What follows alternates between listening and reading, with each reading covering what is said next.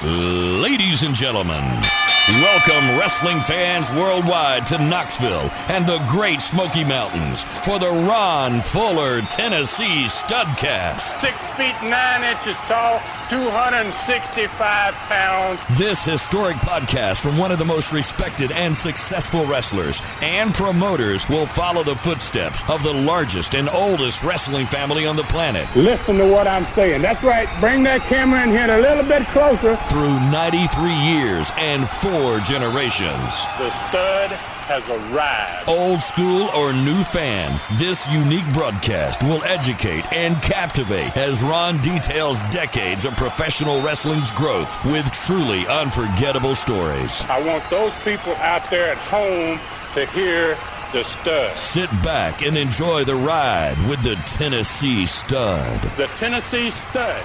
You will learn that name. You will remember it. And now, the stud is here. Hey everybody, welcome in. It's David Summers hosting another Studcast with the Tennessee Stud, Ron Fuller. It's the story of wrestling in America as told by the Stud, whose family started the profession 100 years ago. Now we step back into the ring, back into time. Let's get hooked up with the Tennessee Stud, Ron Fuller, find out what's happening in the Great Smoky Mountains of Tennessee. What's going on, our friend Ron? Oh, man, we're doing good. Things are great here. Pretty day today. Kind of hot like it is everywhere around the country. But got it a little cooler than most people do, so I can't complain. That's for sure. And just enjoying another day, man. Got both streams on both sides of the place here. Rolling good. Had a little rain, so it's nice. Couldn't be much nicer, to be honest with you, man. That's awesome. Hey, we're real happy for you. Those of us down here in South Alabama, where you just walk out on the front porch and start sweating. We're real happy for you, Ron. Yeah, I've forgotten what that humidity's like, man. Oh, it doesn't change. It doesn't go away until the Peanut Festival gets here in November. So anyway, all right, listen, hey, let me be the first to congratulate you, Ron. This is episode number 260. So today, you've reached another plateau in podcasting. Today is your 260th Studcast.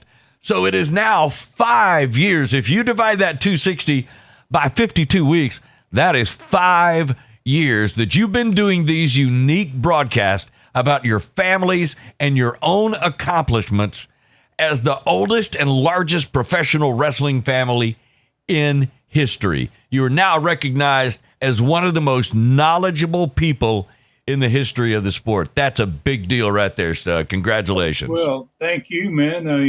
Those are very kind words, Dave. But actually, man, the real reason I'm still here and doing this is I think more because of the thousands and thousands of worldwide fans I have out there that join me and they listen to me every week. And I'm kind of humbled, man, by the sheer numbers in my audience.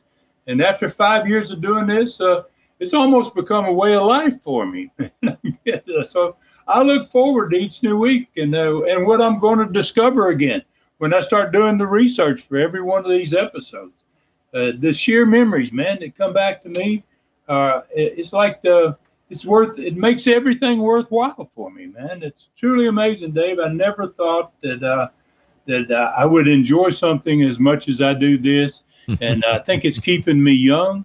And it's also refreshing my memory on a weekly basis about the old times. That's cool. That is so cool. Okay, last week, we ended the show with the fact that we have a special surprise for you on this Studcast. I say we because there are so many friends of yours from the past that wanted to be here today to congratulate you and celebrate with you this incredible accomplishment of 260 Studcast, one every week without missing a week for 5 consecutive years.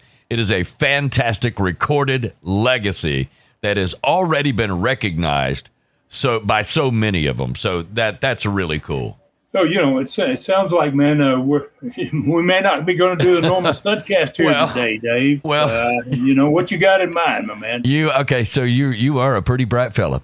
All right, so I hope you don't mind, Stud, but hopefully there are so many more to come in the future as you continue this awesome recollection of the past. In this celebration today, we're going to be speaking with many of the stars as we roll out a veritable who's who of professional wrestling that owe some part of their success to you. We had a limit on the number of participants today, or this celebration might have gone for days. It's going to be long enough anyway. I have a feeling already, Ron.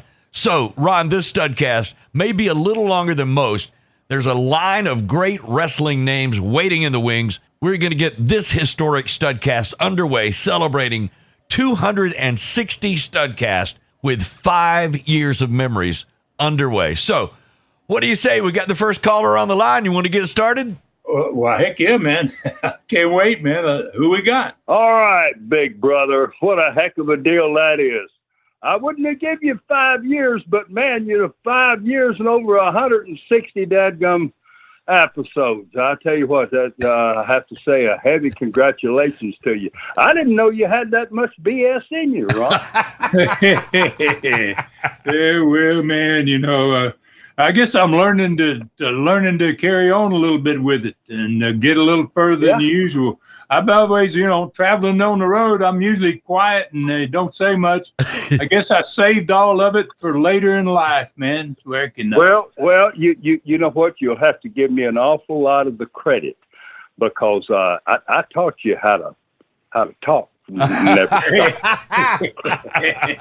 Hey, he cut you. He cut you short. Give me some of the credit because man, you know that that Dad would take me on road trips to keep the boys awake driving the car. So I always had a lot of BS. Yeah, you certainly do, man. You taught me how to curse a lot. As a matter of fact, man.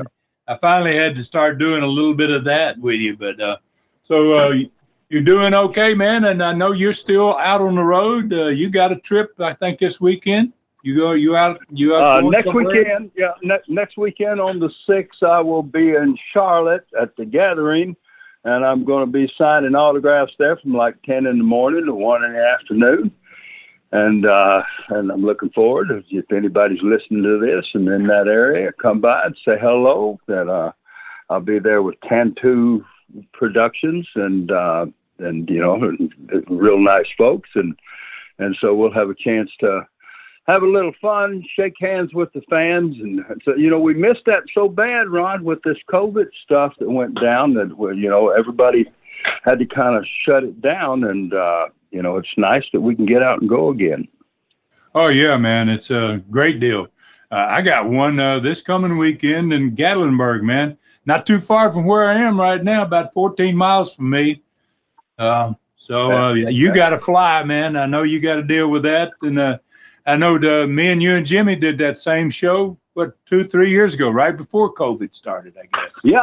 Yeah, darn right. We did. Me and Buck, old Jimmy, be doing Bunkhouse Buck, and I'm naturally Colonel Parker, and so we're one of the guys that from the old days that still dress up in the garb, and so it's a lot of times you go to these shows and you have a difficult time recognizing anybody because they had their outfits on that they wore in the ring and this and that, and now they're 30, 40 years older. Yeah, you can't tell who they are, but when old Jimmy puts on the Bunkhouse Buck outfit and I get in the Colonel Parker suit and hat, then people don't have any problem figuring out who we are.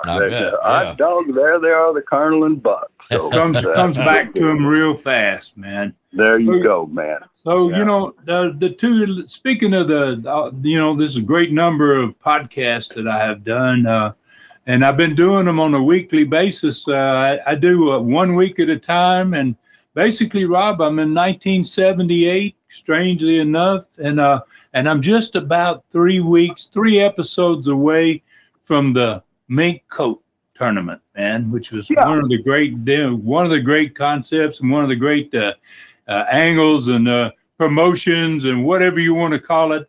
It just really, really worked tremendously. And that was one of the greatest things I ever came up with. I have to take credit for it. Yeah, well, I know you. Well, that, you know, and you do. You deserve the credit for it, man. I mean, I was doing the booking concept there. Yeah, I was doing the booking there, and I remember riding in the car. Me and Jimmy and Dutch Mantell, we were doing our little stable deal together at that time, and Dutch was telling me, when I was telling him about the mink coat tournament, he was saying, that's the most ridiculous thing I've ever heard. How do you figure you're going to all this? And I said, Dutch, you're going to eat your words so bad. And people had so much fun. Wow. Because anything that allows folks to be able to be part of the show other than just sitting there watching, fans really like that. And that's one of the great things about doing these autograph signings at these signing shows, that you get a chance to mix it up with the people. And that's what they want, all too often. Back when you and I were tag teaming and wrestling together, that I know you remember, we'd go in the ring and here'd come the kids, mostly kids, but sometimes a pretty girl or grown up and want autographs in the corner. And that was a chance to mix it up with the crowd a little bit, and I really enjoyed doing that. I miss those days. Now they got the stanchions up and stuff, and you can't get up there and mix it up with the crowd. And those were the good old days. A lot of good things about the old days that were really good. Oh yeah, man. Being and this the mink coat tournament, the thing we were just talking about there.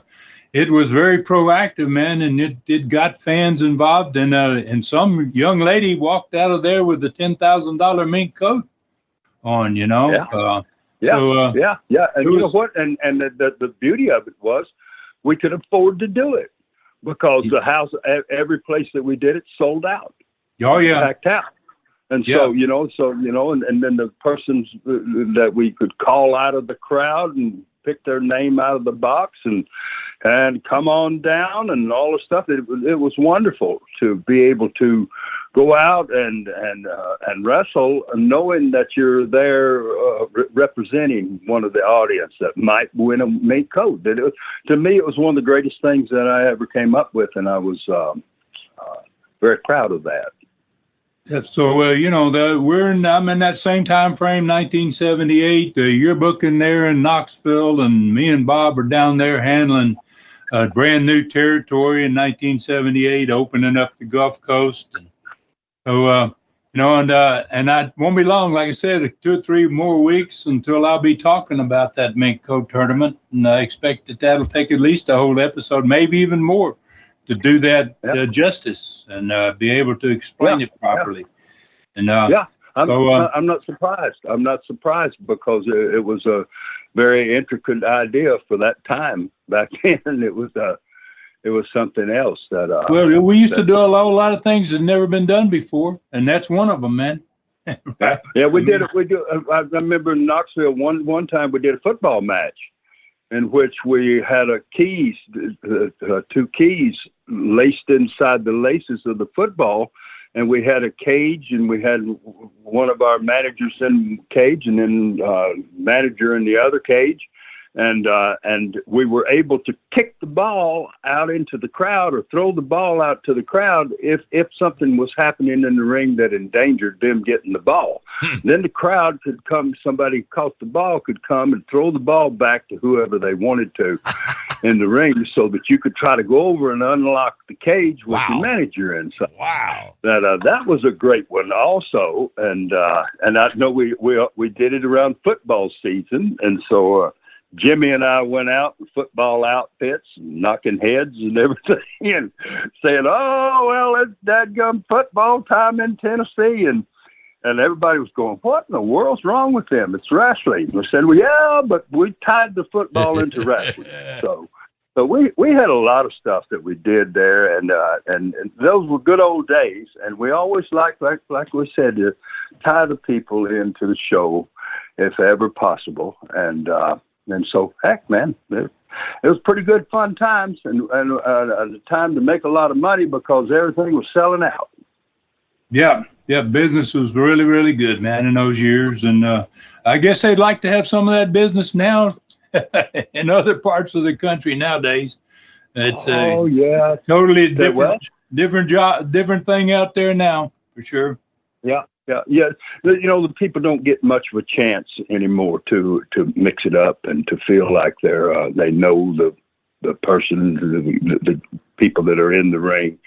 That I always enjoyed going outside the dressing room, standing outside in the crowd, watching other matches with other guys, and then looking forward to the people seeing me out there and coming, because they always knew if they come, I'm always going to be nice and talk to them and everything. So so we tried to keep the Knoxville territory and later on Continental familiar like that. We Armstrong's boys got into the business with us, and they were such nice kids and so many nice people that work for us. They look forward to mixing it up with the audience, and it was a great time. Yep. So that's what the old Studcast are about, man. And thank you very much. I really appreciate it, bro, for again, congratulations to you, man, because when you was talking about doing this, I said, heck, I don't know, I don't know how long I'd want to fool with that, but here you are doing it 5 years ago. Obviously you're enjoying it, and that's a good thing. So I wish you well with the rest of them, and let the people know out there, you got a good one. Comes about Christmas time. I know me and Jimmy and you and a bunch of us that did a very merry Fuller Christmas thing. And that was a good one. So if somebody wants to go back and get the Christmas Super Studcast. It's one of the second parts of the Super Studcast, man. And thanks for bringing that up. We'll tell them about that. There you go. Right. There you go. Well, good luck to you guys. Okay. Okay, thank you very much, man. Take care of yourself. There you go, the one and only Robert Fuller, and you can find him on Super Studcast number 4 on tnstud.com. Man, I'll tell you what, that's a great way to begin this historic celebration with your very own brother. So let's get right to the next one. Let's see who this is. Hey, guys. Good to talk to you people today, especially Ron Fuller, the Tennessee stud. Ron, this is Jimmy Bunkhouse Buck Golden. You know me. I wanted to call and say hello to you and wish you well, buddy. I know this is like your 260th podcast, man. It's way to go. 5 years of discussing the business and our lives around the business. And I just wanted to congratulate you on a marvelous job that you've been doing. Oh, man. Well, thank you very much, Jimmy. Boy, we've been around. We've been friends for quite a while, I say, with Jimmy. We go way, way back, man. So, was little boys. Yeah, since we were little boys, yes, sir. And it's just great to hear your voice, and thank you very much for the compliment. And 5 years is a long time. A lot of Studcasts have been done in that period of time, 260, and so. And I'm glad, man, you called in because. You're right in the middle of where we are with the present day Studcast. We're in the summer of 1978. We're outside there most of that summer in the old amphitheater, where you remember that place well, I'm sure. Oh, yeah. We're actually in the last Studcast. You were wrestling for the car with Phil Hickerson for that Ford Landau, man, that beautiful car. I remember that car, and I'm sure you do too. And and I think he stole it in the first round. But we're about to talk about in the next Studcast about you putting up $7,500 to get a shot at winning the car. And so, and I'm sure you remember that, probably, right? Oh yeah, I wanted it bad. I felt like I could beat Phil Hickerson. Phil's not an easy man to beat, and plus he got 50, 60 pounds on me. I should have had the first time, but I messed up a little bit. But I felt like this: if I get one more chance, my chances are going to be good. And I ended up driving the Ford, and well, everybody was happy after that. Yep. So you're going to end up getting that car anyway, and you drove it for a whole lot of years. I remember, man, and wow, it was a beautiful vehicle too. And so, that's basically what we're doing in the Studcast. And wow, Jimmy, you're just about in all of them, man. When I look back, I'm doing them a week at a time. Every week, we're talking at this point. We got the 2 territories, so we're talking about what you were doing in Knoxville, and we're talking about what me and Bob Armstrong were doing down there in the Gulf Coast territory when we were getting started that first summer down there. So we got a lot going on in these Studcasts, man. I know it. You got a whole lot to talk about. From beginning to end, it's going to take you a long time to get to the end. A week at a time. Yeah, you're right, Jim. I guess I'm looking at maybe potentially 700 or 800 episodes before I get down to when we sell out. Finally, we get down to selling out Continental and that whole deal. It's way, way down the road, but man, it's really great to hear from you. And wow, you just you're so much a part of all of what we did, man, back in the day. At this point, you're involved in that Gulf Coast territory down there with Bob Armstrong and Rob and Roy Lee and me, you, and we're really in 1978 kicking some butt, Jimmy, because we were doing big business in Knoxville, obviously, and had been for quite a while. But Pensacola, which started off really slow, the Gulf Coast territory, in that summer, man, we popped that sucker up there to where it was doing just about what we were doing out of Knoxville. So pretty amazing what was going on.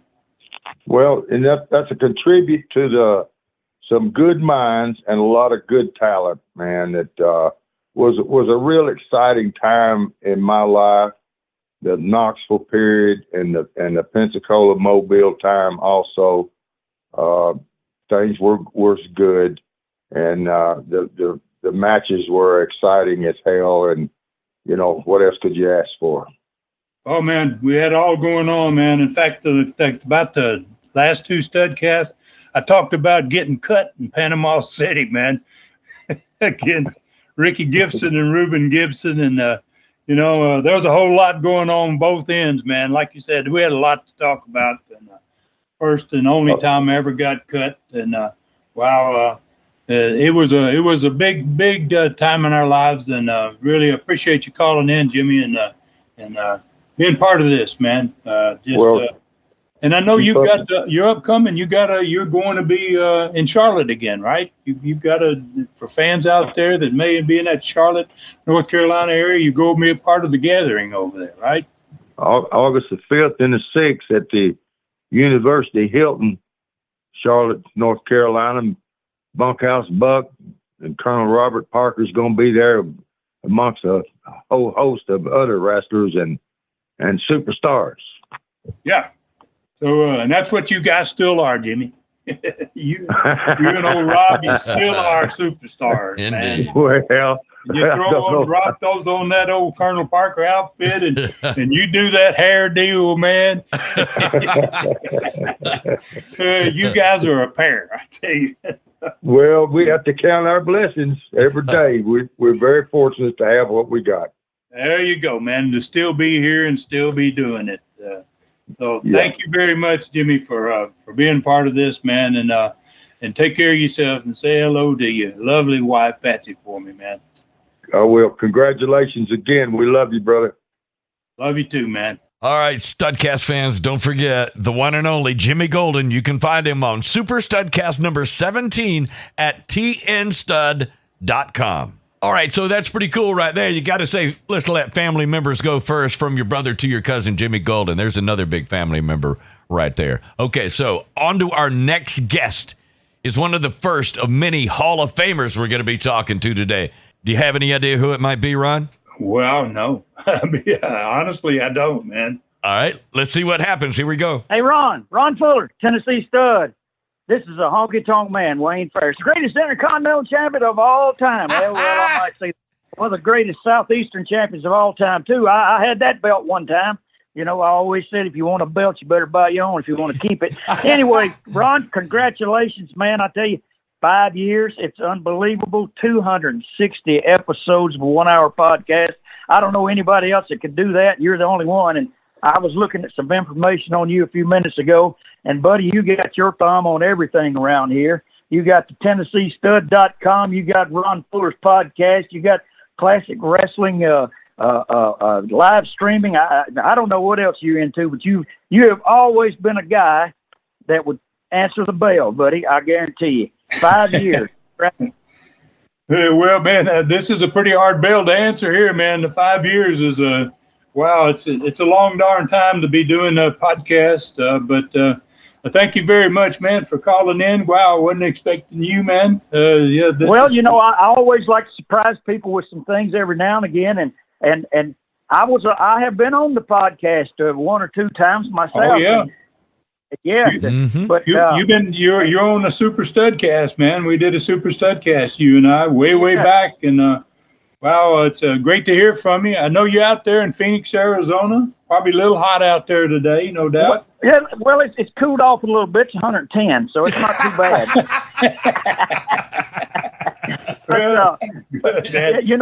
It still wasn't as hot as in Dothan, Alabama, down there in that tin roof building and that.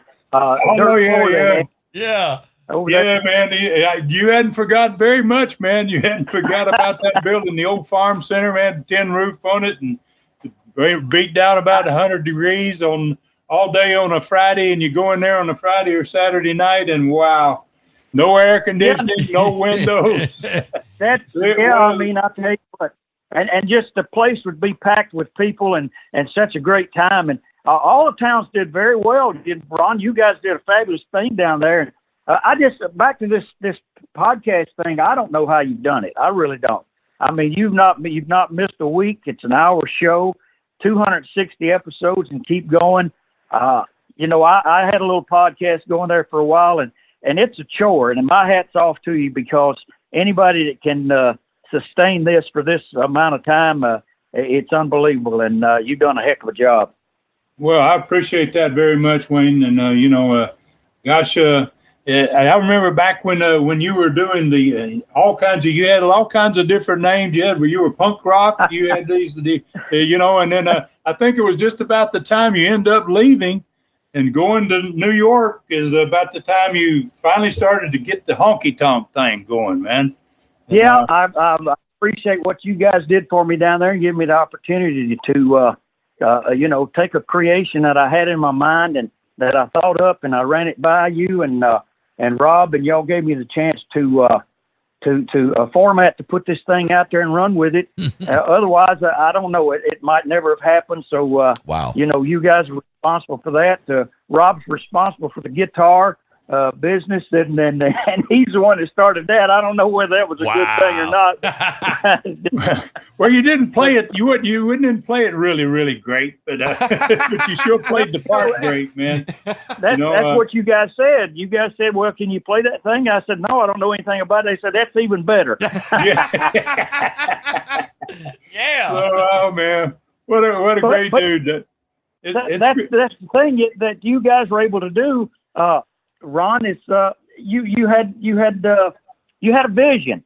You guys, you really were. You were visionaries, and you saw things in people, and you saw things in the fans, and you saw things in the wrestling business that other people didn't really see. And I've worked for other promoters around the world that they didn't understand the things that you guys did, and that your father did, your grandfather did, your family. There's just so many of stories, and your podcast, I don't know. I mean, this thing can go on forever because your stories are never ending. Yeah, well, man, there's a whole lot of them. And, I got to bring everybody's attention real quick, man. You were trained by my grandfather's brother, Herb, right? Yeah, yes, I was. Herb Welch trained me in his barn out there beside his house. And it was a heck of a time up there. Dr. D. David Schultz, he was trained there. He went before me. My cousin, Carl Fergie, went in with Dr. D at that time, and I came through with Coco Beware, the Birdman. Yeah. There you go. So many Hall of Famers there, man. Pretty amazing. Yeah. David's a Hall of Famer. You're a Hall of Famer. Coco's a Hall of Famer. Yeah. Herb was a great man, a great trainer, trustworthy, honest, didn't take you in there and try to hurt you and beat you up. He wanted you to learn. If he thought you could do something, he would show you, and he was very, very good at it. He really was. I was telling my daughter just a little while ago I was going to talk to call into the show here and hopefully get to talk to you. And I mentioned that your uncle had trained me, and I said, to work with the Fullers and the Welches, it was easy for me because they were trained the same way I was, and everything they did, I knew how to do, and everything that I did, they knew what I was doing. That's a good point, man. That's a good point. It wasn't like going out there struggling, not knowing and being afraid of things, because Herb had taught me the fundamentals and the basics of wrestling and down on the mat and what to do and how to do it and holds and reversals. And we practiced those things so I could do them with my eyes closed. And when I would go in there against you or Rob and Jimmy and Roy Lee and Jackie and all you guys, it was an easy night for me because I was trained the same way. Oh man, yeah. Well, thank you, man, so much, Honky, for calling in here, man, and making your presence felt. And I really, really appreciate the congratulations. And wow, you've done phenomenal. You had a great career. You went on and made the big time, and you really deserve it.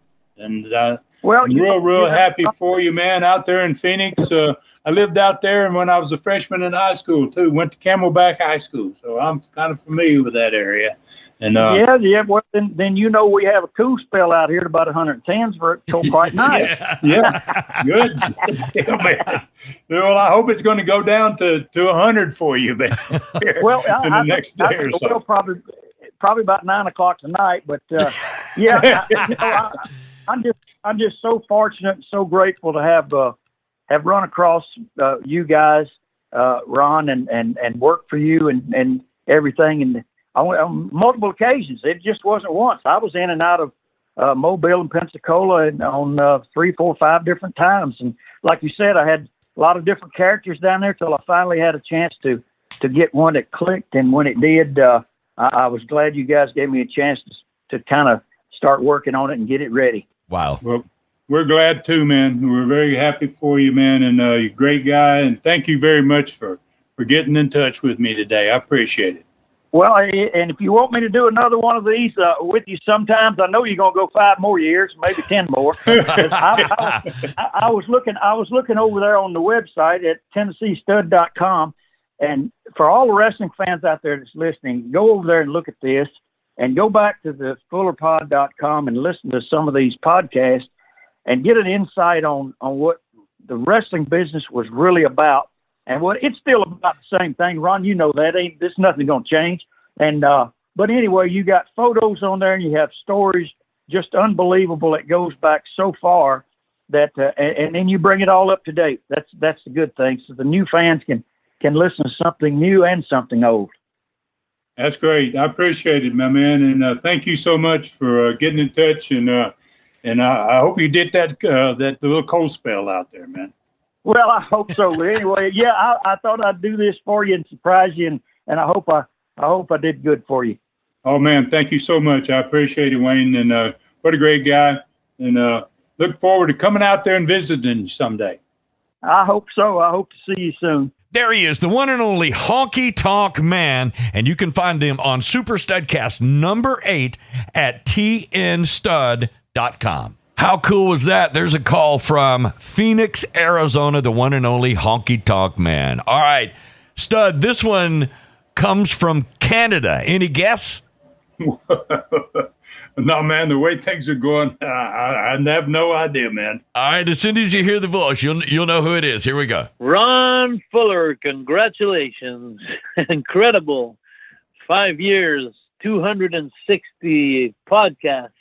That's amazing, Ron. I want to congratulate you. This is amazing. Oh, well, thank you very much. Jacques, I recognize that voice for sure, man. And thank you so much I appreciate it. Yeah, it's quite a run, man. And but got a long way to go. You know, I'm still not gotten to where you and Joe LeDuc and all of you come down from Canada. And we get that thing rocking in Pensacola. So really looking forward to that. I'm going like a week at a time, and I'm in 1978 at this point. But I know that you been doing some big things up there in Canada, man. We've talked not too long ago about your big thing with you had the amateurs of the Wrestling Academy. Yeah, I've been doing good with that. We're going to actually next week. We're going into the semifinals in 2 weeks from now, actually. And then we're going to the finals the week after. And the 4 winners from Canada it's been amazing. It's been a great battle. And the 4 winners are going to win $5,000 each plus 3 months at the Nightmare Factory with QT Marshalls and Cody Rhodes and Glazier and the Glazier. So it's going to be a great opportunity for the Canadian wrestlers. But let's get back to you, Ron. You know, you're an icon, Ron. You're bigger than life, you know, in Tennessee and then southeast of United States and everywhere actually, but mostly around there where you had your success. And I had the opportunity to work for you. And I've always said that before, and I'm going to say it again, Ron. You know, I've always been a close friend to your brother Robert. And I always enjoyed the matches that the position that your brother Robert took towards you, like always preparing the plate for you, always having these opponents give Robert a hard time, and the big brother Ron would come in and save the day. But that was amazing. You got that down right, and it worked pretty well, I guess, didn't it, Jacques? I mean, you've got brothers too, right? Yeah, but to be honest with you, you did so much. You know, Raymond and I, we worked together. You know, Raymond saved my butt a few times in real life, but in the ring, we worked kind of equally in the ring. But in the ring, you guys, you were like the big brother there that would come in and, you know, and it's funny because I remember doing some great houses, drawing some great houses with Robert and in some angles, but the sellouts would always come in with you. And, you know, when you come in and you were a wrestler that people believed in, and I was the first one that didn't want to get close to you in case you got mad. But I'll tell you, Ron, I've always been impressed by your look and your prestance, like we say in French. Your prestance is the way you walk in a room and you shake things up without doing anything or saying anything. Your presence is felt by everybody and appreciated by everybody. So congratulations, Ron. Once again, you know, on 5 years of podcast. That's a hell of a challenge there. 5 years. I did it for 2 years myself and I quit. And, you know, it was hard, a lot of preparations for every podcast. People don't know how much you take time to investigate on your guests and get prepared for this. It's so many hours. And so 260 podcasts, all in your honor, Ron. And I'm just glad that, you know, I'm part of this thing to congratulate you, Ron. Well, I appreciate that very, very much, Jacques. And gosh, man, you were very important to us down there in that Pensacola Southeastern Territory before we turned it into Continental, and you know, did a great job. And you and your brothers and your family got a great wrestling history. And I really appreciate you getting in touch with me. And thank you very much. And wow, for all the work you did for us down there. And you're a great guy, and good luck to you in Canada, and keep that school going, man. Got to get that wrestling academy. Got to get those 4 Canadian wrestlers, 1 female and 3 male. Got to get them into the United States of America. There you go. But thank you very much, Jacques. I really, really appreciate it, man. Take care, Ron, and kick, like we say in French, bonne continuité, which means good future in your podcast. Thank you, sir. Hey, by the way, you can find Jacques Rougeau on Super Studcast number 28 on tnstud.com. How about that? One of the great Rougeau wrestling family members paying tribute right there, Jacques Rougeau. That is pretty cool. All right, so the next guest lives on an island just off Seattle in Washington State. And here we go, Stud. Ron Fuller, the Tennessee Stud. Congratulations. 5 years of the podcast, 260 episodes. Amazing, Ron. Absolute amazing. My hats are off to you and the gentlemen that are in our business and ladies are tipping their hat to you today. 260 episodes, 5 years. again, congratulations. Well, thank you, Kevin, man. It's great to hear your voice, man. Been a long time since we've had any contact, and always good to hear from you. And thank you very much. I appreciate that. Wow, so a lot goes into this podcasting stuff, and you know that, don't you, my man? How many episodes do you have, I wonder? Well, I'm not anywhere near close to you, Ron, but it does do some research, and I'm a big fan of your podcast, Ron. You do a hell of a job. I mean, look at the family you come from, one of the biggest wrestling families, and I think probably the largest of all times, promoting wrestling, refereeing, owning territories. You guys have done it all. Yeah, actually, I think we are the largest, man. You know, and we're 4 generations in now. Jimmy's got a son that wrestled. I got a son that's had a match. So we're it just continues on, man. It's kind of crazy. That's fabulous, Donald. So you own? Where are you, my man? You're normally out there in Washington State, but yeah, I'm actually visiting my daughter in Aventura. So. Oh, great, man. Yeah. So you've changed it. You changed your climate real fast, man. You've gone from out there on that West Coast down into that southern South Florida area, man. Wow. Yep, you're absolutely right. Oh man, it's great, man. Great to hear from you. What do you got going, man? What are you doing now, Kev? I'm just curious about you've always got something going. Yeah, I go to a lot of conventions, Ronald, and I've been lucky in the West Coast. I work for Defy, a great company. I work for PCW, and I work for SWE in Texas. So my plate's full. I appreciate it. Oh, yeah, man. Well, you've always done a great job, Kevin, wherever you've been. And whatever you try to do, you've really been really good at it. And, wow, it's great to see you doing great. Are you, by any chance, going to the gathering there in Charlotte again? Yes, I am. I'll be seeing you there, Ron. Well, I'm actually not going to make this one this year. I've got one real close to me. I don't even know if we've talked since I moved to Tennessee, man.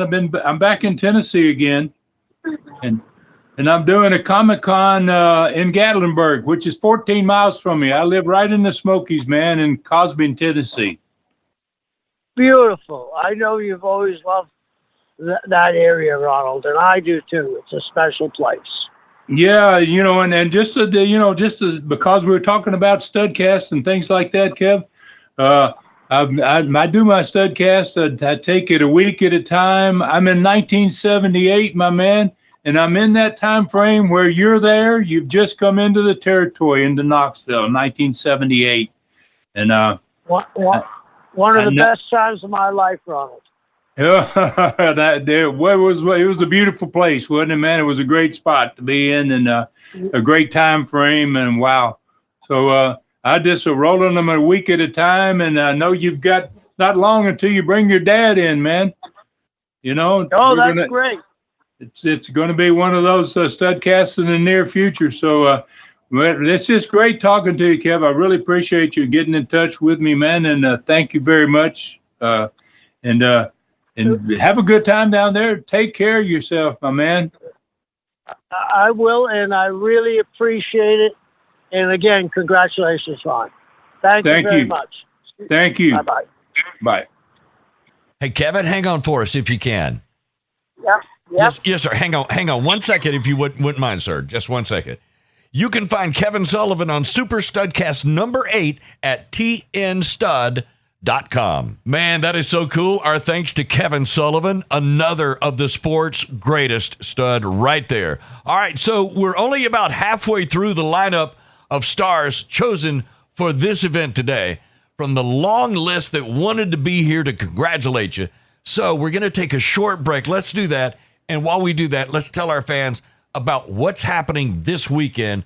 so they can have a chance to meet you personally if they're nearby. We'll take this quick break, and this Studcast will continue in a moment. Wow, Dave, this is pretty humbling. I got to tell you, man, so far, and I'm glad to have the opportunity. I want to do this break live, which is very unusual.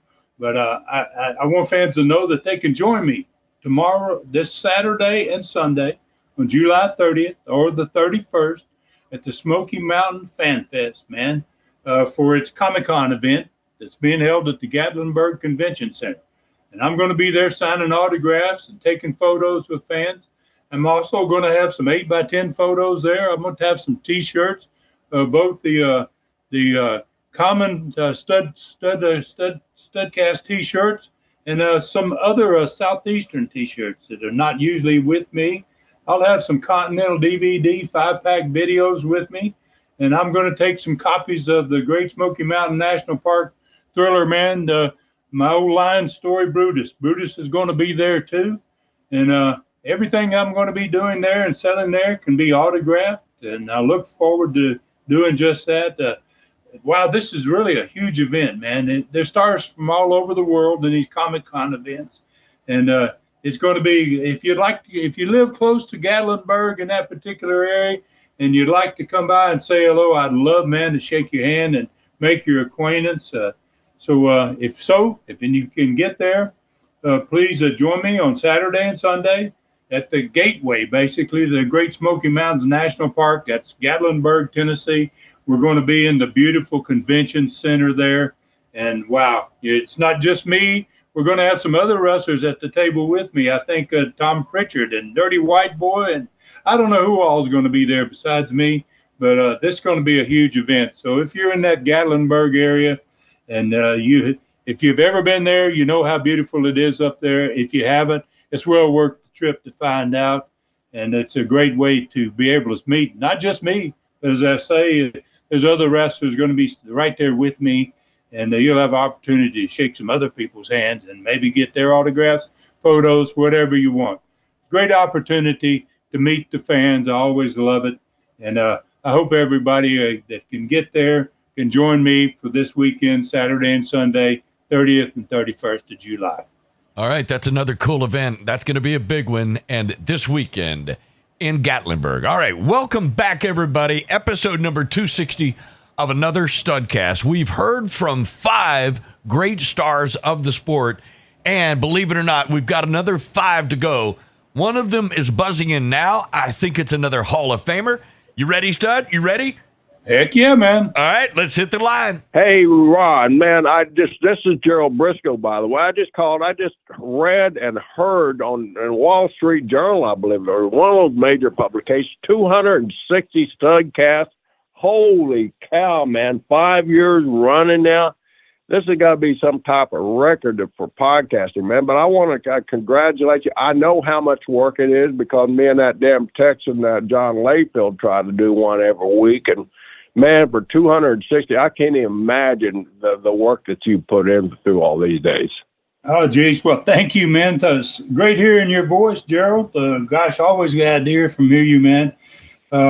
Yeah, that's a pretty good time frame. 5 years, 260 of them. Never miss one, man. Do them every week. That's the awesome thing right there. You never miss one, man. And I know you. I know your family from way back. You know, we've known each other for years and years. And I know once a Fuller gives their commitment to something, that you guys stand put on it, no matter what it is. That's something I've always respected about you and your family, and something I know I could rely on all these years. You know, you get the word of you or your brother or your dad back in those days, or your uncles or anybody like that, you knew you'd go to bank with it. So, man, I appreciate your friendship, and I'm just really thrilled for the success you've had with this.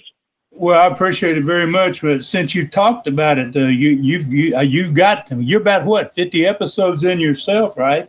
Yeah, we're about 50. And me and old Layfield started it, back during COVID, and we had some interruptions. Of course, one of us gets sick or something like that, and it wasn't no set scheduled or anything like that. But for like the last 45 or 50, we set a date down, we booked guests on it. Number one, you don't want to ruin your reputation with guests. You line them up, and like you get guests on that are busy, and once they obligate the time to you, you better not have any excuses why you can't get them on. So we try to roll, and it's funny, old Layfield, I had a knee replacement, as you know. 2 days after my knee replacement, the schedule was coming up where we had somebody on. Layfield called me and he said, "Hey, man, get up out of that bed. You got a job to do." So you're tracking them down. Yeah, we did it 2 days after that. And then, as I told you earlier, I've had a severe case of my COVID went through my household here. My youngest son, Joseph, a landscape architect, he got out with it. He had his best work with my wife, come down with it. My wife and I, we're up there in age too, so it's a little concerning. I come down with it, but just having COVID wasn't good enough for me, man. I got bronchitis on top of it, so that's really bad for your respiratory system. So I had to fight like hell to get through that. But I'm feeling better. I'm a little stuffy there, as you probably can hear. But hell, we'll kick butt and keep on rolling, man. Man, you got to do what you got to do, man. So well, your family, man. Wow, you and Jack made a tremendous impression on fans all around the world, and you helped me a great deal, man, in my getting started. My Studcast, we talk about, actually, Gerald, I go week by week. I started with my grandfather 5 years ago. I went through my dad. I went into my high school, college basketball career, and then started into each week, taking it week by week. So I'm in 1978, the summer of 1978. And so if I keep going and I take a week at a time, right now in 78, I had two territories. I had a northern territory in Knoxville and a southern one. I just bought the Gulf Coast from the Fields brothers. And me and Bob Armstrong's down south running a business down south, and Rob's doing the booking and running the territory in the north. So I talk about two territories every week, every show now. Yeah. Well, you got a content full of stuff. And I'm going to honestly say this. There are a couple of things, you look back on your career, why didn't I go here? Why didn't I go there? You had such a great territory, especially that southern part of it, down in Florida, North Florida there with Pensacola, Destin, Florida, Dothan, Alabama. Places that I'd been, but I never really got to work with you full time. I did some spots. You were generous enough to bring me in for some spots and everything like that. My brother did, and I did some spots for you. But man, there's certain, and Oregon's another place I kind of regret I never went, because of my style of wrestling out there. I think I would have been really good out there. But being in that southern Florida or North Florida territory, the southern part of your territory, would have been awesome. I always heard, man, the trips were like 7,500 miles. You're home every night. You're riding, paying you good.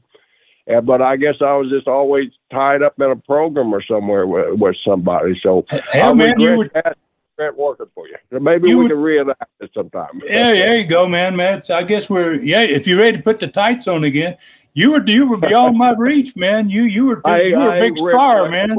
I ain't Ric Flair. I ain't gonna risk my life for a little. Get my hand up one more time. Boy, I can't believe he's making that move himself. That's a pretty big step out there, man. To do that at his age. Yes, it is, man. And all power to him, man. I wish him well, and I got to compliment those guys, and I publicly, and said I'm not really in favor of a 73, 74-year-old man getting out there and trying to perform something. We all know Ric Flair, and Rick's in a tag team. He's not going to do all that bull crap. Ric Flair. Oh yeah. He gonna get every damn move that he could get in that. Yeah, and man. The thing that I regret because I know Conrad Thompson. He's going to have a full medical staff there for Rick, but if this thing is successful, which it's going to be because the promotion's been just off the charts, great, with the damn thing. So, but Ric Flair, somebody will come along, that's not quite as prepared and giving as his father-in-law Conrad, and hey, Rick, I'll give you $10,000 to come out and do this. Rick's going to jump on the next damn airplane out there and do the damn thing. That's what I worry about, you know. Oh yeah, maybe, yeah. That's really kind of pushing it. I wanted to back up, Gerald. I really thank you guys. Actually, you and Jack came and worked about the 6th month of my territory when I went to Knoxville in 1974. Jack was still a big star. You were there with him quite a bit. And I brought you guys in. He was the first world champion that I wrestled in Knoxville was Jack. Wow. And you were there that night. You worked on that same card that night. And y'all made a lot of spots for me. Y'all did a lot of things for me. And I worked with Jack a whole bunch of times in Memphis and a lot of other cities. And you're right. I missed the boat, man. I should have had you in, Gerald, because you had been perfect in those territories. And you would have liked those short trips and the beach every day. It was you got that right. The beach and the gym. That's about all you had to do, and get in the car and make a little short trip and be home by midnight or before. Wow. Well, the thing about it is you had so much respect. The talent that you were able to bring in there, Ron, was just phenomenal. I mean, you look at the history of our business, some of these smaller territories, they wouldn't risk financial, take that financial risk and bring top talent in. But you took that risk knowing that the reward would pay off for you. And that just shows you your intelligence and your knowledge of the business to take those risks. And so, that you had Dick Slater, you had Armstrong, you had all the top Southern names in the history of our business pass through those territories. And that's what, people look back and the way you judge a successful territory, to me, is not really by the money they draw. Of course, that's the big thing. But you look at the longevity and you look at the talent that they had in there. Because that top talent that we just named off just don't go work for anybody. They go in to make a living and pay their bills, and they knew they could get that done under your banner there. So, man, I regret it, but that's hindsight, and we just move on to bigger and better things. Yep, that's for sure. And I was really lucky, and I was really lucky too, Gerald. I came across some great young talent that I took it, kind of put them under my wing, and I ended up taking a guy like Wayne Ferris, who becomes the Honky Tonk Man in WWE, WWF, I guess it was. Tell me, I'm going to interrupt you here. Tell me, what did you have anything to do with Percy Pringle and Michael Hayes? Because they were both Picola guys up there. Michael Hayes worked for me quite a bit. Him and Terry Gordy, once they finished that the Freebird run in Dallas, they both came in. Michael Hayes and Arn Anderson got his start with me. So many young talent, great young talent. Hulk Hogan. Folks, that shows you right there the quality of promoter that Ron Fuller was. When he's naming off these names, they're Hall of Fame players there. So you just don't get those unless you got something good going. Yeah, I mean, and a lot of those guys helped me build the territory, man. They were such great workers and became great workers. While they were still there, I got to take advantage of having trained them and hadn't gotten them in the right position. But I've been upon a pretty long ride here, 5 years, and I really appreciate, Gerald, you getting in touch with me and being a part of this, man. You are and your brother, to me, the two of the greatest that ever was, man, ever will be. Thank you. I appreciate that. Well, we're friends. We don't get to see each other quite as often as we probably should, but I know that respect level is there, and it's there, and that's really all that counts. That if you want something or I want something, all we got to do is pick up the phone. Hey, I need some help. When do you need it? And we're both jumping to help each other, and that's a friendship that I cherish. And as you get older, we both can testify that you really find out, as you're growing older, who your friends are, and we've stood the test of time. So, brother, I'm honored to be on your 260th Studcast here. And, man, let's go for another 260. I know I can't catch you, but, man, I'm going to keep going. I'm going to be on your tail. Yeah, how do they find before we go, how do they find your podcast, my man? Well, it's a story with Brisco and Bradshaw. Of course, YouTube is our main carrier there. But Spotify, anywhere that you get podcasts, just type in stories with Brisco and Bradshaw. He gets upset because my name's first, but I'm older. I'm an older, so I get that honor there. But yeah, we're kind of like you. We don't, there's so damn much negative BS out there now. We tell our guys, well, hey, if you got an axe to grind, it's the wrong show. All we're about is telling fun road stories, fun locker room stories, which there's a million of them, as you know. Some of the legendary stories, we don't get the hearsay guys on there. We get the guys that created the story on there. And it's just a good old conversation, good old Southern conversation that we're back and forth. And we let the guys tell their story, their side of how they lived it and what brought the story on. So to me, it's a great conversation. Like I said, we don't look for dirt. We don't look for negative stuff. We just want to laugh and have a good time. Jeez, man, that's what it's all about. I mean, that's what this podcast should be. I mean, you can go get negativity anywhere, man, but it's great to find good humor and good stories. And heck, I'm going to be visiting you on your show fairly soon, my man. We've scheduled something way back, and I'm looking forward to it, man. Well, we're looking forward to having you, and you just have so many fantastic stories and stories that really shape our business, and we had Bob Roop on here recently, and brother, I heard that plan. I want to say Cloud 9, but it's Plan B. Plan B. Well, I never even heard of that, and I didn't. How in the hell that thing stay under wraps? And we can discover all this stuff talking to you, I'm sure. But what a battle you had there internally.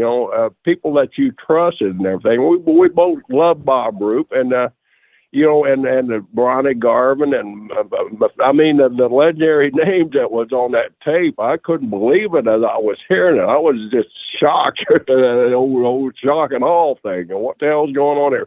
But we're going to get some more inside information on this story, and we're looking forward to having you on. John Layfield. Just wow, you got him. How'd you get him? Well, I've known him since he was a puppy. He didn't know me since first place on the book there. So, man, we're looking forward to it.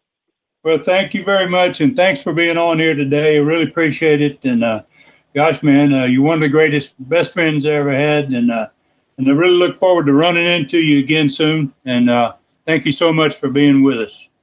All right, brother, looking forward to it. And, I won't take credit here for me being on this Studcast, man. I had to do some technology, and you're surprised this old Oklahoma old-timer, man, knew how to work technology. But that's amazing stuff that goes along with it. You're never too old to learn, are you, Ron? No, I don't guess you are, man. I'm glad I could help you find out how smart you were.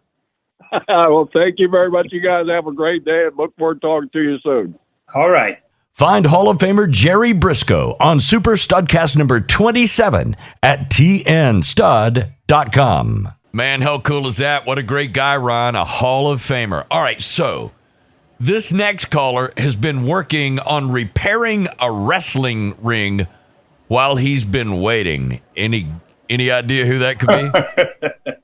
Well, that could be quite a few guys. He's not too far from you. They're coming from all over the world, man. So go ahead and give them to me. This guy is sort of in your neighborhood. Let's see what happens. Ron, what's up? It is insane that you've already had a podcast for 5 years, and this is the 260th episode. Unbelievable. Oh, thank you very much, man. I recognize that voice, Tom Prichard, man. Gosh, Tom, great to hear from you. And appreciate that very much. You've been on a few of them. You've done some stuff with us, and really, really appreciate you getting in touch with me, man. And I guess that is quite a few podcasts, man.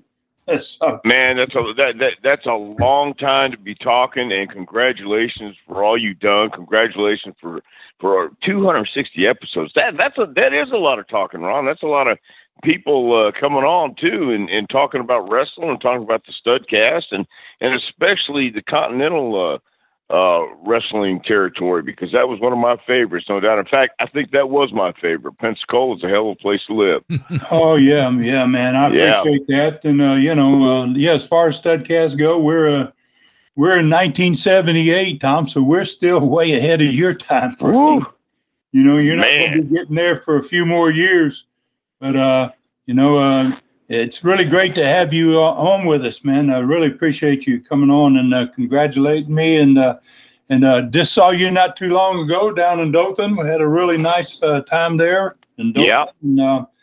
Tell us a little bit about your school, man. What you got going on there? Well, right now I'm in Knoxville, Tennessee, and Glenn Jacobs, a.k.a. Kane, and I started a school. We're in our fourth year, actually. So we've been doing this for a while ourselves, and it's really rocking. And right now we're in the summer, right in the middle of the summer session, and it's hot in there. But I got a good group of guys who like to get after it and work hard. And if anybody has any questions or are interested in learning how to do professional wrestling, go to our website. It's jpwrestlingacademy.com. And I tell you, I know you've been down to the school and you've seen the posters and the pictures on the wall. It's like an old school wrestling gym. And you get that feel. Some of those pictures and a lot of that stuff on the wall actually come alive when you get in there and start sweating and looking up and seeing these guys on the wall do the same thing.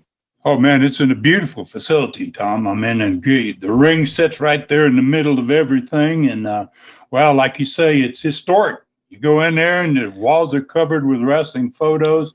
You got a great thing going there, man. And you do a great job with the kids, too. Had some of them at my dinner with the stud last October. And, I just real proud of what you're doing, my man. You do a great job with those kids. Well, thank you, Ron. I appreciate that too. You guys come from the beginning of the business, actually, because your family is well entrenched in the South and well entrenched in professional wrestling. So we study the history. We talk about all the guys who came before, and why professional wrestling was so great.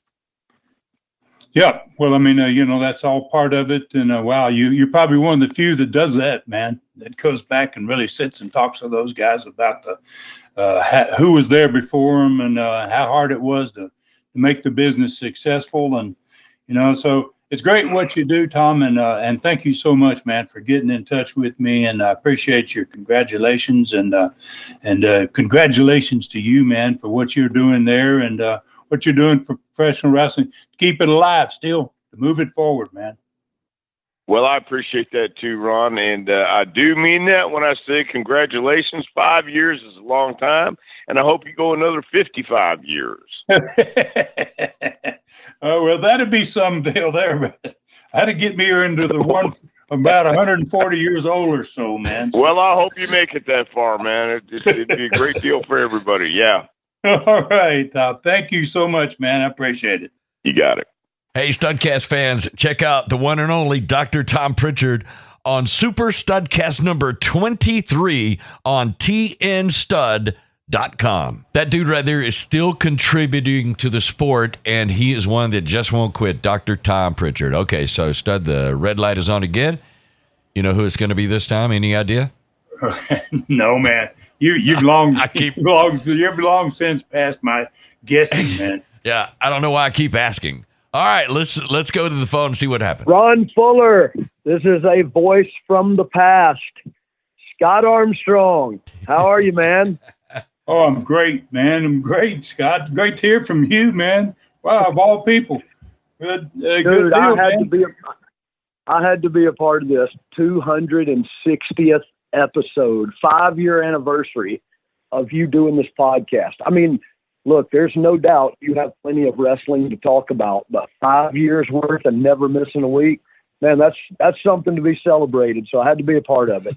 Well, I appreciate it so much, man. Great to have you on here, man. In fact, it's going to give me an opportunity to talk a little bit about you. I mean, I'm not the only one doing podcasts these days. And I think you've just got one out there that you're doing now. And I've listened to a couple of episodes of it, and wow, you're doing great, man. You've got something going, man. I appreciate that. Ron, to be honest with you, you are definitely responsible for a lot of those stories I tell. Well, that's a good deal, man. Wow, we got so many stories amongst my family and yours, man. Wow, I still miss Bob so much. Bob did so much for me and helped me so much in getting Studcast off the ground, and did Super Studcast with me. Wow, did all kinds of episodes with me, and just can't say enough great things about your father, and nor can any other people. I mean, he was just an amazing man. That. I miss him. I miss him very much. I really do. And I know, look, Ron, you know the deal. You and he being best friends, and then Robert and Jimmy and Roy Lee Welch and me and all my brothers, just little boys, and growing up with you guys. And, I tell people all the time, it was like having multiple uncles, and all from the Welch family, Robert Fuller Welch. It was like having multiple uncles. And what I appreciated more than anything was, you guys treated us like family. Like if we got out of line, you called us on it. And then as we got older and started wrestling, you guys literally gave us on the job training and treated us like we were your boys. And man, those are things that you remember and you take with you the rest of your life. And now here I am, we are both a day or two older than that now. And you look back over your life and you appreciate the little things that at the time you're young and you think you know everything. And then you get older and realize, well, I really didn't know anything. And without those guys, I couldn't have done anything. And, and having my dad right there and his guidance and having his hand on us was just, man, it was some good times in Southeastern and Continental. That is for sure. Oh, absolutely, man. And you guys were great. Brad came up first. You followed him, then Steve. I mean, wow, you guys are all great talents and amazing family history and the whole deal.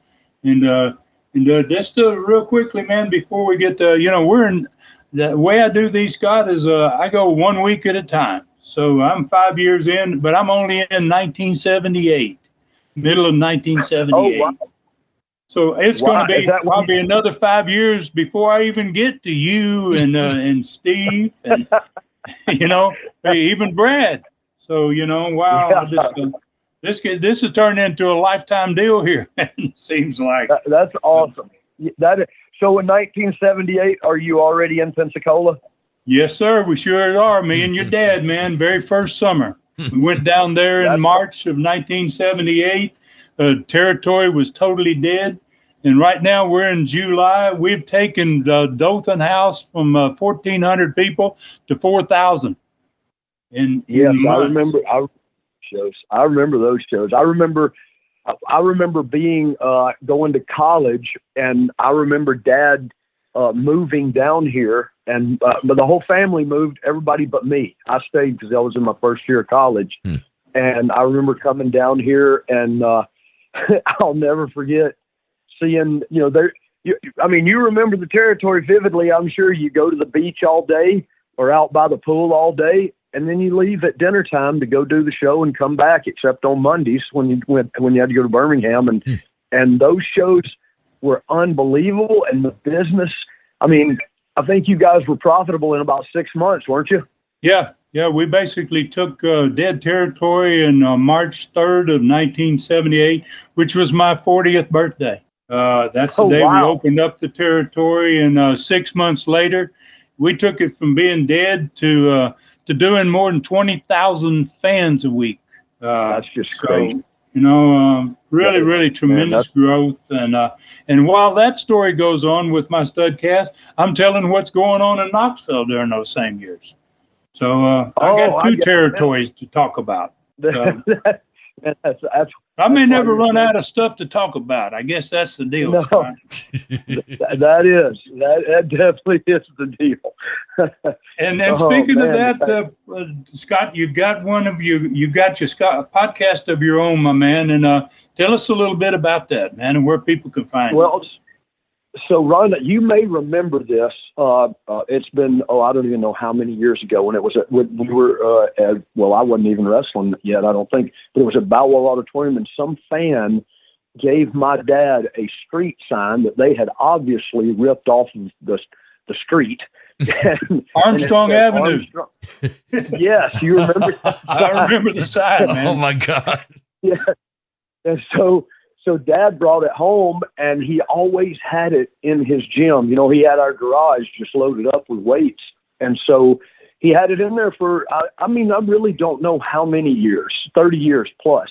And so when he and Mom, we had them taken to the assisted living place, and we got rid of their place, he said, hey, would you want this? And I said, well, yeah, I want it out there with my weights.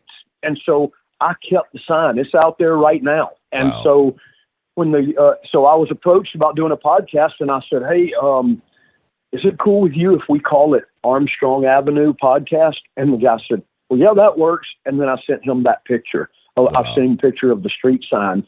And he said, how cool is that? And then he went in and found an old found it on YouTube, and it's an old promo of Dad and Brad. And Dad actually starts the promo. Stevie's in the background working out with the weights.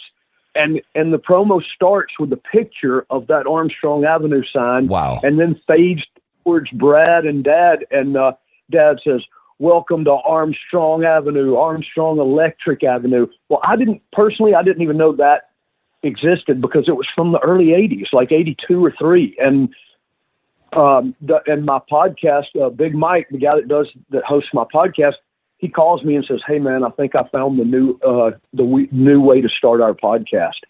And I said, okay. And he sent it to me. Man, I just started crying. I mean, I couldn't believe it. Wow. That's great. That we were going to name it that. And so now the entrance to my podcast every week is from the 80s, Dad saying, welcome to Armstrong Avenue Podcast. And I thought, man, it just, every time we start a podcast, it's the coolest thing. But we call it Armstrong Avenue Pro Wrestling Stories, because I think people just want to hear Ron, I just told the one the other day about when Wendell Cooley, Scott Casey was in, and they cut the bottom of my socks out and tucked them back in my shoes. And so after my match, I went back and put the sock went all the way up to my thigh.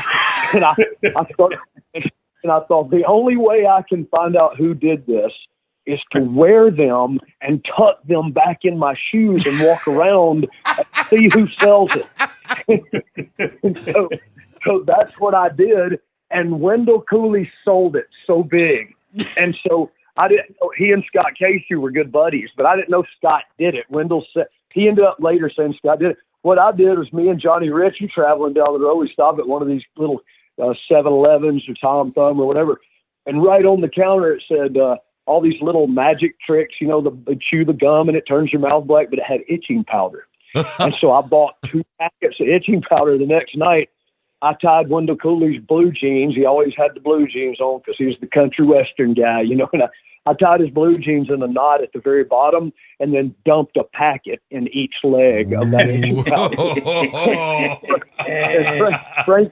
Frankie Lancaster said, he clawed his legs. They were riding together. He clawed his legs all the way home to the point that we had to pull off so he could take his pants off. Oh, boy. Wow. That's what this is all about, Scott. That's what the podcasts are all about, man. I know you got a great one. Like I said, I've heard a couple of them. And, wow, you're going to do great. And that's wonderful. You're going to pass down some history. Just listening to that opening, I can imagine, man. I remember that interview, as a matter of fact, and it gives me goosebumps. You got your dad involved in your deal, which is great. Yeah, it's the best, man. It really is.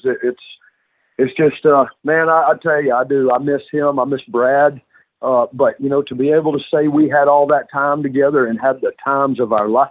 I just remember coming from college down here. and you guys had the territory popping and Southeastern, and me coming down on my spring break and going, wait a minute, Dad, so y'all go to the beach every day and then you go wrestle and then you get up in the morning, go to the gym, go to the beach again? And he goes, yeah, that's what we do. And I said, oh my, and he said, well, son, you know, they got colleges down here. You can go home and sell all your stuff and move down here. And I'm telling you, it was about 2 months later, I had sold everything I had and I moved down here and I'm still here. Well, geez, man, great stories. Scott, super, man. Thank you so much for joining us today. You're in a great group of talent here, man, on this one today. And really, really appreciate you call and thanking me, and congratulating me. Thank you so much for it. And wow, your family means a whole lot to me still today. And I hope you guys know that. To me, Rob, Jimmy, to all of us. Oh, and you guys mean the world to us too, Ron. And I know you know that. So, but I had to be a part of this, man, and I do appreciate you giving me a few minutes just to tell you thank you, and not just thank you for the 5 years, but thank you. And I mean this from my heart, man, and I hope I may cry telling you, you are literally responsible for my career. You are, because you own this company. And when my dad said, I want to give my boys a shot, you could have very easily said, well, Bob, I just think they're too small, or they might not, you know what I mean? You could have kiboshed that, and you didn't.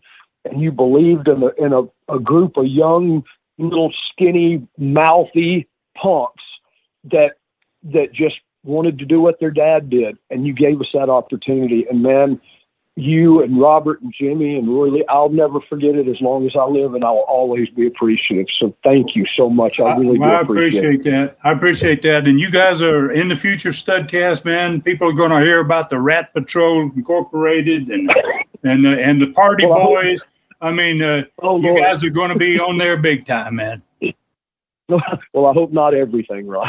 Well, yeah, probably not everything, but some of it. Thank you very much, guys. All right. Hey, I love you, dude. Thanks, Ron.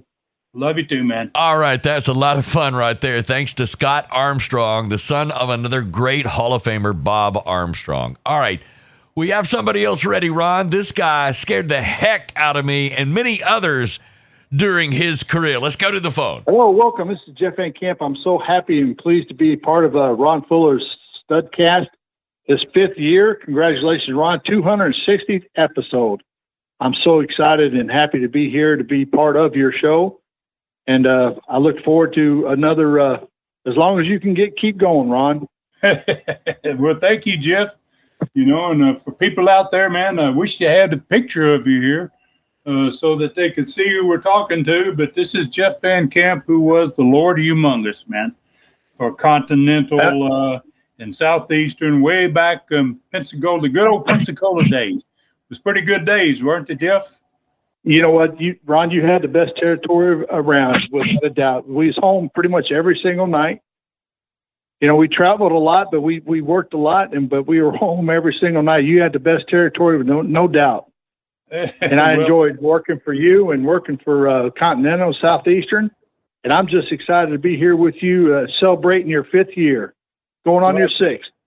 Thank you, man. Thank you very much, Jeff. And it's, doing the Studcast, doing a podcast for that long. It's I never thought I'd see the 5th year or 260 episodes. And I hope to get maybe another 260.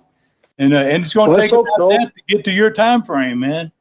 Going a week. I understand. What year are you on? 1978? 1978, in the summer of 1978. And we're not going to get up to your time until probably about 84, 83, 84. 85, absolutely. I think that's fantastic. I can't wait. Yeah, well, yeah, man. And I can't either, man. For those people out there that didn't get to see the Lord Humongous and the gimmick that we had with you, man, you were the prime dude to get that done. You just had a look about you, Jeff, that scared the hell out of everybody, even me sometimes. So it was a tremendous gimmick. Fans went crazy for it, and I really enjoyed working with you for all those years. you made things look really good, and you scared the heck out of a whole lot of fans too.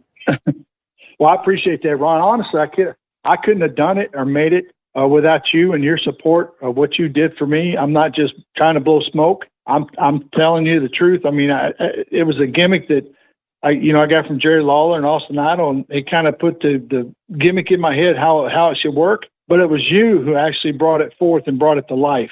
And I played off of you, and I did the best I could to live up to that image and the gimmick that I had. And like you said, try to scare the hell out of people, and you allowed me to do that to people, and I appreciate everything you did for me to allow me to have that gimmick. I appreciate what you did, man.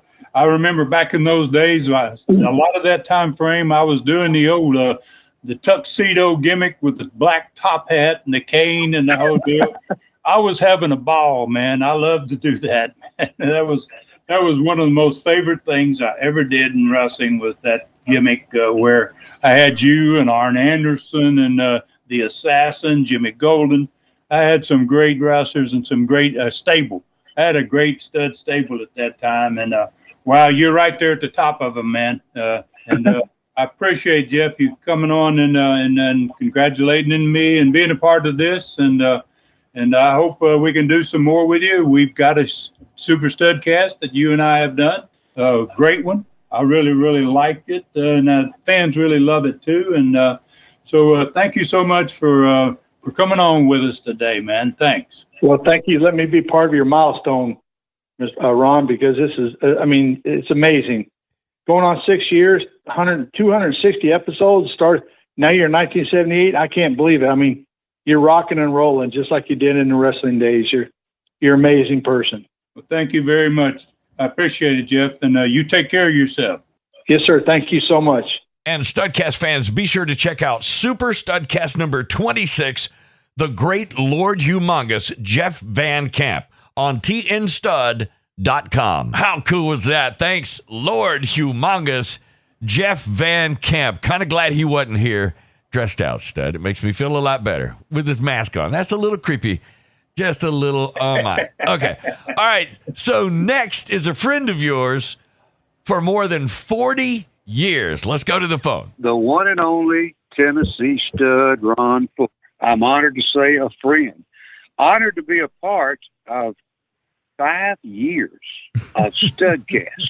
When you first came on with Studcast, I said, who in the heck's going to listen to a Studcast? And then you set the hooks in me with Roy and your dad and the bear. Congratulations on 5 years, my old friend. That's something that's just, that's a lot of storytelling, buddy. A lot of hours of storytelling. And even me as part of the business, I appreciate it, man, because I learn things every week that I might have been a part of, but I forgot and didn't know from you, buddy. Congratulations, Ron. Well, thank you very much, Charlie. And, so that others out there, I recognize the voice right away, man. But thank you so much for getting in on this. And I really appreciate it. Thanks for the compliments. And you're right, man. This one goes all the way back to Roy and Herb and the first generation, second generation, third generation. And before it's over, we'll talk a little bit probably about Jimmy's kid and my son, his match. And we'll be talking about 4 generations. So it's been quite a ride, man. You've been around this stuff for a long, long time. And you probably have a real good idea of how much time goes into putting together one of these, just one episode, much less 260 of them. So it's been an experience, but I've really enjoyed it, and I'm looking for another 260. Actually, the way I'm going along here, Charlie, we're in summer of 1978 now, and you remember that one well. It's the first summer ever that we did business down there in Dothan and in that part of the country, Gulf Coast, and you remember seeing how bad it was when we started, and by this point, about midsummer, how much it had grown. And it's just been it's quite an experience, man, being able to talk about 2 territories. I got plenty to talk about for a lot more years. Listen, and you know, I don't want to take away anything from some originals like Jody Hamilton, but along this time period, we had two guys under the mask, Roger Smith and Randy Colley, the Assassins, and they could work their butts off, and woe be unto those who were in the ring with them. They got a workout that night. Some of the greatest talent that's ever been in professional wrestling. Bob Armstrong, the Tennessee stud Ron Fuller, Jimmy Golden. You just start running down the list. Tony Charles, some of the greats of all time were a part of that summer of '78 down here in the Gulf Coast and what became Southeastern Championship and then later Continental Championship Wrestling area. You were part of all of it, even dating back to the being a part of living in the Gulf Coast. A lot of folks may forget about this, but you weren't wrestling, but you and Rob were growing up as kids on a ranch in Loxley, Alabama, that kids like me heard folks like Lee, Bobby, and Don Fields talk about. There's so much history down here. And I want to say this. I've seen about everything I could imagine seeing in the wrestling business. And ironically, this weekend, we're talking to each other. Ric Flair is going to do supposedly his last match. And I had to think to myself, if I were a fan, what event would I pay to go see? There's only one thing that comes to mind, and that's the Tennessee stud Ron Fuller wrestling a black bear in Cosby, Tennessee. I would pay.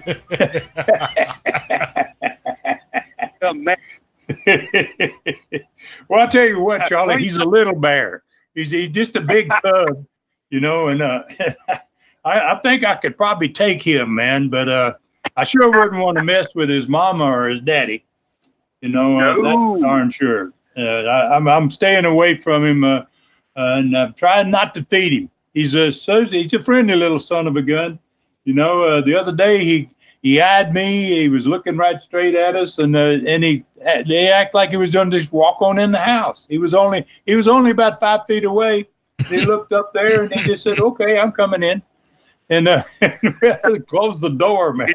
No, you ain't coming. You don't hold the bear. Ron, let me ask you, turn the question on you right now. Do you enjoy remembering things and looking up things and remembering some things that you had forgotten that we did back in 1970? Oh, gosh, man, it's wonderful. You know, that's one of the thrills I get out of this. When I do the research, it's just, wow, lots of things just come flowing back, man, about what the match was, what the TV was like. All that stuff just comes back to me. It's like reliving those moments again. It's that's why I really enjoy it. 260 episodes is a lot of talking, like you say, but it's really been a lot of fun for me because every time I go to do another episode, I've got to look back and I got to see what the cards were in Knoxville. I get to see the formats of the TVs. Same thing down there on the Gulf Coast, talking about two different territories. It just all comes flooding back, and I guess that's one of the real thrills for me in being able to do these. And thank goodness, got a lot of people out there that enjoy it, and it's great having you on here, man. You were such a big part of all that down there for so many years, and did great job. Heck, you worked with all types of different people, from Gordon Soley to Les Thatcher to Rick Stewart. And I mean, it was all over the board, here, there, and everywhere. But you were the guy that was always there. And I tell you something about this time. Gordon was still coming in working in TV. He was flying in on Republic Airlines into Dothan, Alabama. And sometimes we did TV live because of weather conditions, and Gordon's plane wouldn't get here in time for us to tape, rewind, and show the program back on Channel 4. And I remember Ron and Bob would get mighty nervous when it came to live TV, because you had the likes of David Schultz, punk rock Wayne Ferris coming in, all these folks that could be loose cannons from one time to another. And remember those days we had to do live TV? Oh, yeah, I remember, man. And you're right. I was always horrified about David Schultz as one, man, about what he had in mind. He got us in a little bit of trouble right off the bat with the Mobile station and caused us some problems. But he went on to become a Hall of Famer, man. Can you believe that? Oh, yeah, I can. David was something else. To the wrestling fans, on behalf of Ron, I want to say that it was great seeing you, Ron, recently at one of the reunions they had here in Dothan. And I want to encourage the fans.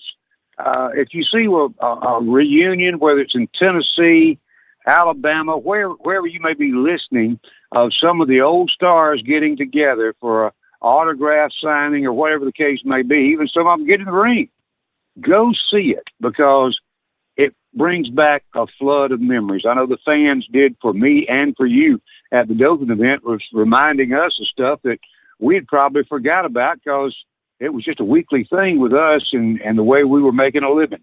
But thanks for the memories from you. And I wish you 5 more years of the Studcast, and would love to be a part of them right on through the 5-year period. There's a lot still to talk about, and you're the man to do it, my buddy. Well, I appreciate that very much, Charlie. And, actually, I am making one of those public appearances in Gatlinburg this weekend at the Comic-Con there, Gatlinburg Convention Center, man. So, anybody in this part of the country who want to drop by and say hello, you're right, though, Charlie. And it's not just for the fans that get a thrill out of it. It's for us, you and I and all the wrestlers, seeing each other and being back together again. Those are great events, and thank you, Charlie, for becoming part of this and being a part of this, and for getting in touch with me and the congratulations and all that. And I look forward to seeing you again, man. It was great to see you a couple of weeks back. Have a good one, Ron. Thank you. All right, Stud, how much fun has this been? That's going to be all the time. We got to call it quits. We got to stop somewhere. This has been a great Studcast. We could have gone on for hours more if we had taken everybody who had asked. And thanks to a ton of friends who did participate. Listen, I know you had a totally different show set up for today. So when we return to our regular format next week, we're getting right back into it. So where do we ride? Well, man, we're going to be riding into the 3rd week of July, 1978. And for the first time in months, I'm going to be flying back up to southeastern Knoxville for a weekend, man. And on that Friday night, I'm going up there to work. I'm going to be wrestling partners with Ronnie Garvin against the Great Malenko and the Mongolian Stomper, managed by Don Carson. And we'll talk about that Friday night card. I just mentioned that match in, the TV promoting it, the results of it, and the attendance for that event. We're going to take a little trip the following night to what became a really famous wrestling city, Harlan, Kentucky. We'll talk a little Harlan, Kentucky, man. And then on Sunday afternoon, before I leave there, I'm going to play in my first and only one of those charity softball games that we've been having. And then I'm going to catch a plane. After the game's over, I'm going to fly down south in the southeastern Gulf Coast. I'm going to wrestle that night in Pensacola, Florida, the municipal auditorium right there on the bay. And we're going to talk about the Mobile, Alabama card 2 days after the Pensacola event. We'll talk about the TV that promoted that, the results of that card, and the attendance of that one. And, geez, it's been a tremendous day, man. What an experience. Thank you, Dave, for, piecing this together. And I know this has taken a lot of work to get something like this set up. But I want to thank everybody who called in today to be on this special Studcast with me. And I hope all the listeners out there enjoyed it as much as I did. And thanks for everyone's support as always. Please take care of yourselves and others, and may God bless us all. For Ron Fuller in the Great Smoky Mountains, I'm David Summers saying thank you for listening. Find me at davidsummersproductions@gmail.com. This Studcast is a David Summers production for Tennessee Stud. LLC. Thanks for joining us today for this historic Studcast. The true story continues next week. So full Nelson your friends and point them in our direction for another ride with the Tennessee Stud. 1, 2, 3. This is David Summers saying so long from the great Smoky Mountains.